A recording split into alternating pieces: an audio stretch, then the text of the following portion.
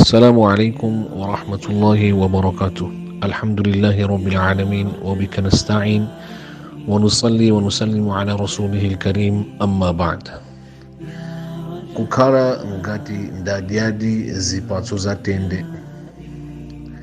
Tsiku lina lake mu ulamuliro wa ma Ottoman Empire, munthu wina olemera wa mtundu wa Chitekishi adagula makilo awiri a zipatso za tende, ndipo adati kwa wantchito wake, mnyamula upitise ku nyumba ukapasire mkazi wanga.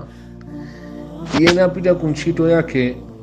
Masana atabwerera ku nyumba, pambuyo potenga gawo lopumula masana, anayitanisa zipatso za tende zija pang'ono kuti adye.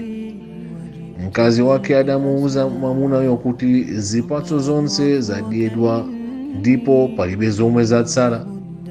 Munthu uja anangodzuka natuluka mnyumbamo, uku mkazi uja akuyitana koma sanamuyankhe. Adapita kwa agenti ogulisa malo, ndipo anati, ndikufuna malo omwe ungapezeke nawo ndigule. Atagula kenako adapita kwa kontrakta wazomanga namuonesa malo ajawo, uku akumuuza kuti undimangire masjid kapena mzikiti. Ndipo anayankhaso kuti uyambe kumanga ndili pompano. Ndipo nthawi yomweyo kontrakta uja anabweretsa antchito, ndipo adayamba kumanga. Kenako iye atabwerera ku nyumba, mkazi wake uja anamfunsa kuti anali kuti. Mwamuna uja adati, tsopano apa ndingamfe, mumtima mwanga muli pumulo, chifukwa inu ngati simungandikumbukire kundisungira chipatso chimodzi cha tende, ine ndili moyo pakati pano, ndiye mungandikumbukire bwanji pondiperekera sadaka nditamwalira. Pakati pano masjid imeneyo yakhala kwa zaka 400 chimangireni, ndipo ndi sadaka yopitirira ya munthu ameneyo yomwe adatenga phunziro ndi langizo pa chipatso cha tende.